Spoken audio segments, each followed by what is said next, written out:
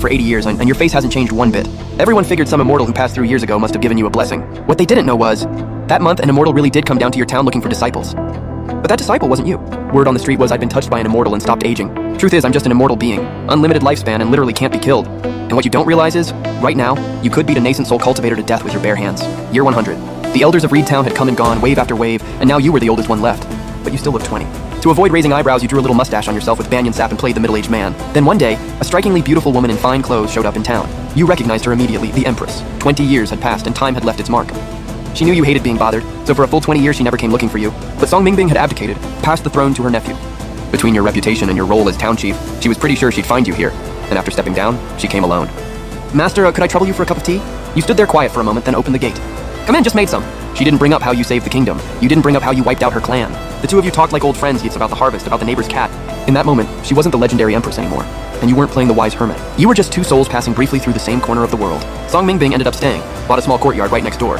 She tended her garden every day and mooched meals at your place every now and then. She never asked about your cultivation. You never brought up court politics, it just worked. Townspeople gossiped that the old chief had finally found someone. Looked like she was here to stay. You just smiled, didn't explain, didn't deny it. You knew Immortal's remaining years weren't long. Year 115. Over those 15 years, you'd pushed your strength to 50 and constitution to 20. Your body density was terrifying at this point. You had to watch every step. One wrong step and the stone tiles would crack under you. That year, on a snowy winter day, the courtyard next door was unusually quiet. You pushed the door open and found Song Mingbing, silver-haired now, lying in her rocking chair. She was wrapped in a heavy fur coat, the same one she'd been wearing the first time you met. It was worn and tattered now.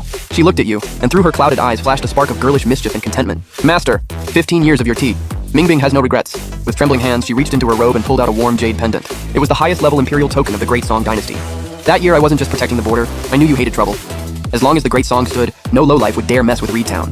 Now it's my time to go. Getting to spend my last years by your side at Mingbing couldn't ask for more. And with that, amid the falling snow, the legendary Empress passed, with a smile on her face. You stood in the snow for a long time. Then you poured a cup of hot tea at her grave. Next life, don't be born into royalty.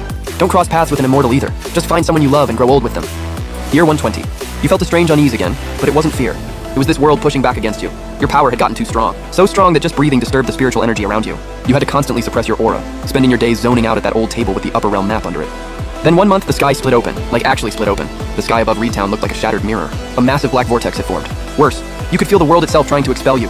This low-level server couldn't handle a maxed-out account like you. Beams of ascension light rained down from the sky, the kind that forces you to ascend whether you're ready or not.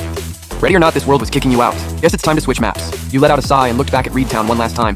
120 years of memories in that little place.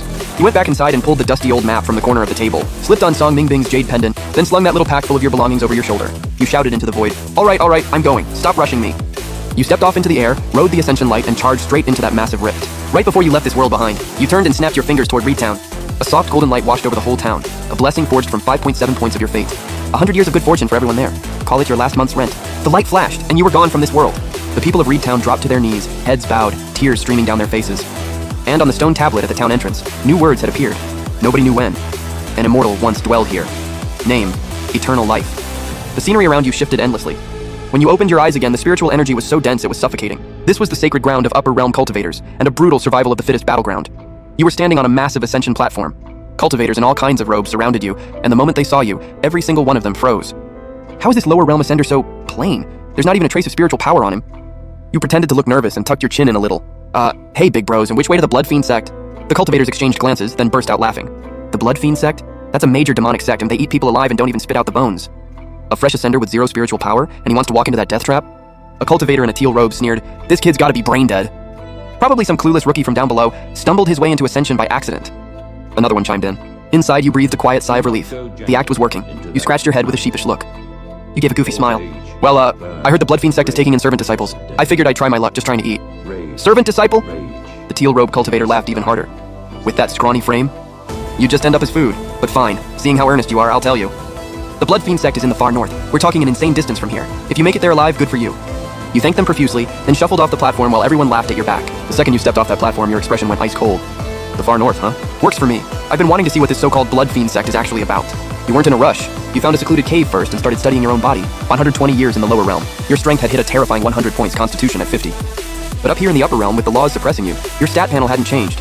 You've been in this town for 80 years.